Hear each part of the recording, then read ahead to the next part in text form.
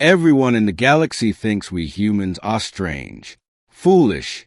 But truth be told, they think our biggest weakness is our heart. Meet Captain Miller. Miller was no royal prince of the High Alliance. Burned skin mapped his jawline from a plasma breach on the outer rim. Dark, hollow craters had under his eyes from 3 standard weeks of holding a collapsing sector defense.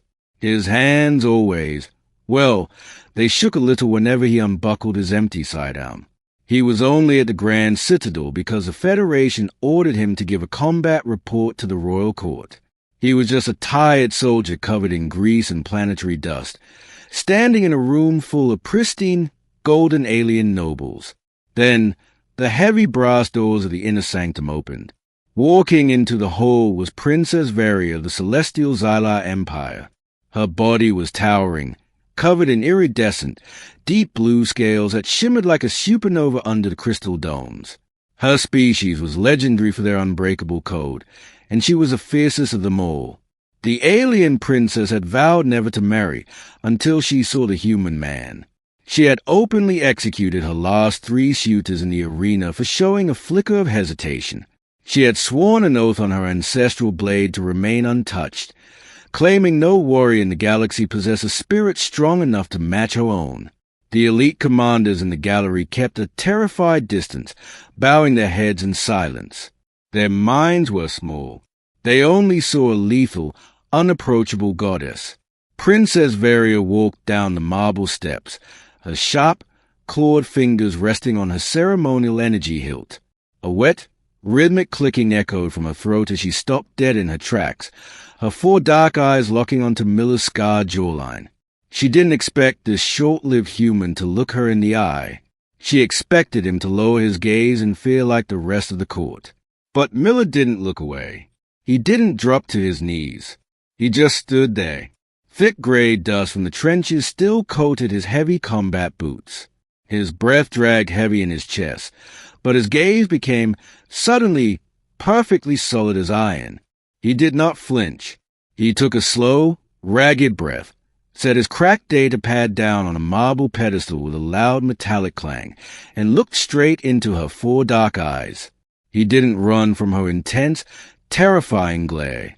He looked up at the towering princess, shrugged his shoulders, and said, "Your Highness, I hear you've got a vow that says no one in this room is worth your time. Well, I didn't come here to beg for a hand in marriage, and I didn't come to cower. But where I come from, we don't back down from a challenge, and we don't let an oath scare us from looking at what's real. Humans don't bow to titles. We fight for the soul. And if you're looking for a warrior who won't blink when the sky falls, you're looking right at him."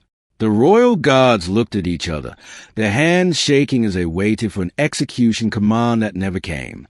Alien logic shattered right there on the floor. They couldn't calculate the mathematics of a mortal human soul fracturing a 300-year-old sacred vow in a single heartbeat. They thought the human heart would fail under the sheer weight of a lethal reputation. But Princess Varia didn't draw her blade.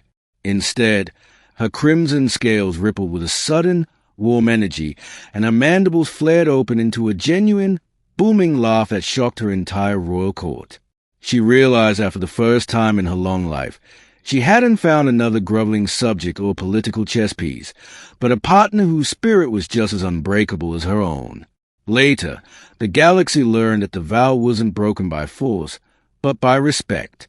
When the rogue fleets ambushed the Citadel weeks later, Miller and the princess stood shoulder to shoulder on the battlements, his rifle roaring into the dark alongside her blade, proving that humans don't care about the ancient laws of the galaxy.